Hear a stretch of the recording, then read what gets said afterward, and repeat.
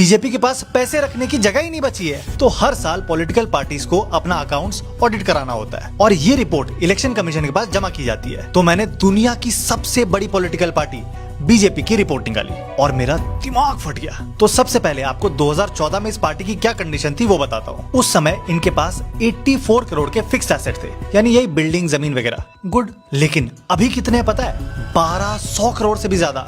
और उसके अलावा 400 करोड़ पे काम चालू है। मतलब सिर्फ 10 सालों में कितना गुना का जंप हो गया, आप खुद कैलकुलेट कर लेना। अब आ जाओ कैश पर, यानी कैश और बैंक बैलेंस कितना है। वो 2014 में यही कोई सब मिला के 700 करोड़ था और ये नंबर 10 सालों में सीधा 10 गुना हो गया है, यानी 7000 करोड़ रुपए बीजेपी के पास कैश पड़े हैं। सोच के देखो, 7000 करोड़ रुपए कैश, जिसमें से 1700 करोड़ तो एक साल में बढ़ गए हैं। यानी जो बीजेपी की टोटल वैल्यू 2014 में 780 करोड़ थी, वो इन 10 सालों में 9000 करोड़ रुपए पार कर गई है। अब ये पैसे आए कहां से? तो ये सब मैक्सिमम डोनेशन यानी चंदे से आए हैं। जैसे 2014 में एक साल में बीजेपी को 640 करोड़ रुपए मिले थे, लेकिन 2023-24 में कितने मिले पता है? 3900 करोड़ रुपए। अब आप बोल सकते हो तुझे क्या, लोग बीजेपी को पसंद करते हैं इसलिए डोनेट किया होगा, लेकिन ऐसा नहीं है। इसमें से मैक्सिमम पैसा आपने, हमने नहीं, बल्कि बड़ी बड़ी कंपनीज ने दिया है। अब आप खुद सोचो, कोई किसी पॉलिटिकल पार्टी को इतने इतने पैसे क्यों देगा? मैं बताता हूँ क्यों देगा।